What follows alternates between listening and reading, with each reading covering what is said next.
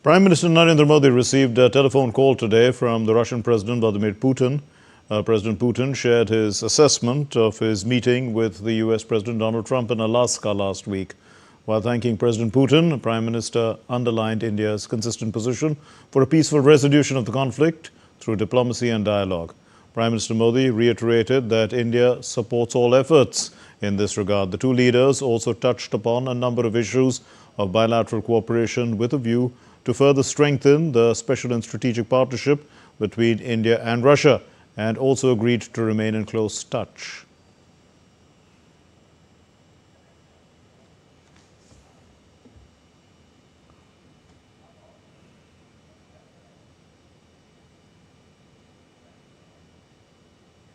The Ukrainian President Volodymyr Zelensky met with US Special Envoy on Ukraine Keith Kellogg in Washington, D.C. ahead of the high-stakes talks on peace with the US President Donald Trump later today.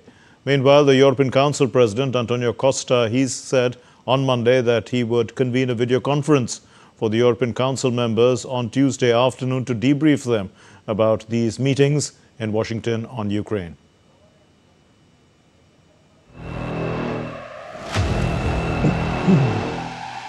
After rolling out the red carpet for Russian President Vladimir Putin in Alaska on Friday, US President Donald Trump is relying on Ukraine to accept a deal to end Europe's deadliest conflict in 80 years. The war has killed tens of thousands and displaced millions. Trump told Ukraine to give up hopes of getting back annexed Crimea or joining NATO as he hosts President Volodymyr Zelensky and European leaders.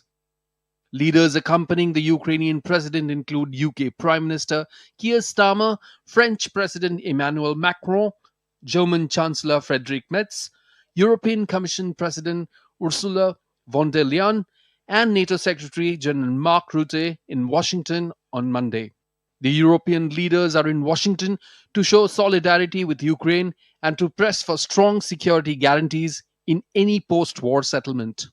But the path to that peace remains uncertain, as just hours before the summit, President Trump posted on social media saying Zelensky could choose to end the conflict almost immediately, but warned that Kyiv's goals of retaking Crimea or joining NATO are off the table.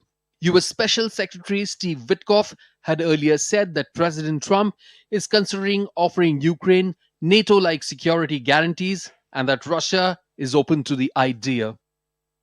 It means that the United States is potentially prepared to be able to give Article 5 security guarantees, but not from NATO, directly from the United States and other European countries. That is big. I mean, really big. Ahead of the high-stake talks on Monday with Trump, Zelensky too stressed that it was up to Russia to end its invasion, adding that Russia should not be rewarded for its invasion.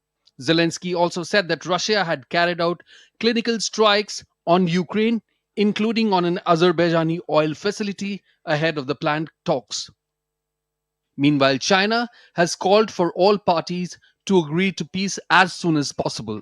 Commenting on the Trump-Putin summit, China's foreign ministry said Beijing supported all efforts for peaceful settlement of the Ukraine crisis.